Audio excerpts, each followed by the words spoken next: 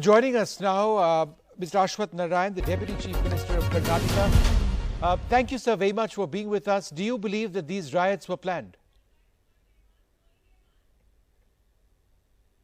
Basically, if you ask me now, I can't comment on this, it is planned or not. But whatever it is, after this, reaction for a post, so far now what we are hearing is, because of a Facebook post, this has triggered, the entire incident has triggered. And they're making claims that that particular person, Mr. Navin, is a BJP worker, is a BJP sympathizer. All these kind of statements have been made by Mr. Shivkumar, who is the KPCC president, and other leaders of the Congress party. But sir, are you suggesting the Congress is involved? Truth. I can show the post from his own Facebook, which has been posted. It clearly shows Mr. Navin is a Congress worker. No, so you're saying that the Congress party is involved in this? Not to face the situation in the context of the Congress is involved.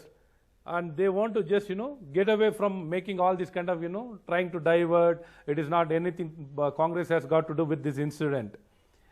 See, basically, it is their own party and HDPI, what it looks from but the are you outset. no, but sir, my question is this. Are you suggesting the Congress is involved in this? I mean, the bottom line, the Congress is doing this. Is that what you're saying?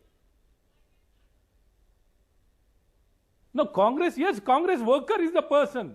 See, Congress person, they complained by the people or the group of people who wanted to complain. It was against Mr. Navin, who is a Congress worker. No, so but the Congress worker is the person who is involved as on today. What is the kind of accusation has been made?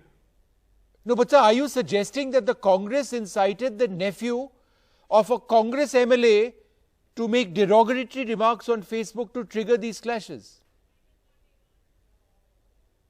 See, that is what he has posted. He wanted to trigger the riots, or I don't know the intention. But the post been posted by the person, who is this person, means Mr. Navin, Congress worker.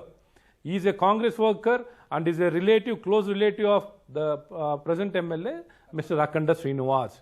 So they can't get away making claim the person, Mr. Navin, is not a Congress worker. He is a clear cut, it is a Congress worker.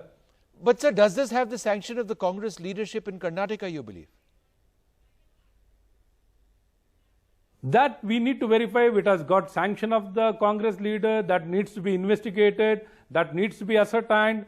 And more so, even if you look at other dimension also, they are, trying to be a champion. The Congress is not trying to come out with a clear picture. Here, another political affiliate, HDPI, is trying to, gain strength or trying to take advantage of this situation. Now, totally, we have been hearing that even HDPI was the frontal organization which got into entire episode. Now, the people who have been arrested, some of the corporators, they belong to HDPI party. So even the HDPI, it is a fight between HDPI and Congress to champion the causes of the minority vote bank politics. They are trying to get into the vote bank politics. That is the fight between these two political affiliates. That is what we are seeing here. Sir, be that as it may, and assuming that's correct, and I'm certain the Congress who join us next in this debate would dispute that, do you intend to recover damages from the arsonists? So damage, see, whatever incident happened, it shouldn't have happened. We totally condemn this incident. See, we want to take strongest possible action. Whoever takes law into the hand, there is no question of compromise. Even in their dreams, they should not think of, taking law into the hand. This situation has cropped up, even present, future, in any time. This kind of people who don't have the fear of the law or don't know understand the law will be made to understand the law. Wherever they might be in the hideout, they will be pulled out.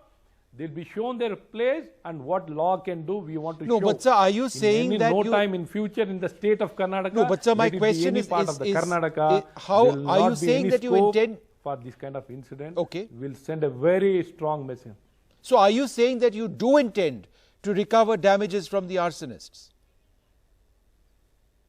100%, 100%, 100%, 100%. People who have, damage the public property, definitely we need to recover from these people. There's no second thought But about how do you intend to do this if the case is being heard in the Supreme Court?